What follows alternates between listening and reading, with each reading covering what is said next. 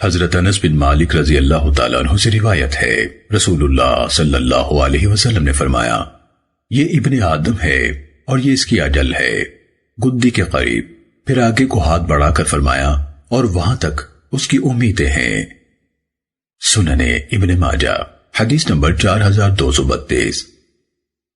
حضرت ابو ہریرہ رضی اللہ تعالیٰ عنہ سے روایت ہے، رسول اللہ صلی اللہ علیہ وسلم نے فرمایا، بوڑھے کا دل دو چیزوں کی محبت میں جوان ہوتا ہے، زندگی کی محبت میں اور مال کی کثرت کی محبت میں۔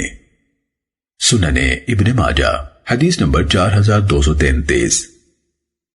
حضرت انس رضی اللہ تعالیٰ عنہ سے روایت ہے، رسول اللہ صلی اللہ علیہ وسلم نے فرمایا، ابن آدم بوڑھا ہو جاتا ہے اور اس کی دو چیزیں جوان ہوتی جاتی ہیں، مال کی حرص اور عمر کی حرص۔ سننے ابن ماجہ حدیث نمبر 4234۔ حضرت ابو ہریرہ رضی اللہ تعالیٰ عنہ سے روایت ہے، رسول اللہ صلی اللہ علیہ وسلم نے فرمایا، اگر ابن آدم کے پاس مال کی دو وادیاں بھری ہوئی ہوں تو وہ چاہتا ہے کہ ان کے ساتھ تیسری وادی بھی ہو، اور انسان کا دل صرف مٹی سے بھرتا ہے، البتہ جو شخص توبہ کرے اللہ اس کی توبہ قبول فرماتا ہے۔ سننے ابن ماجہ حدیث نمبر 4235۔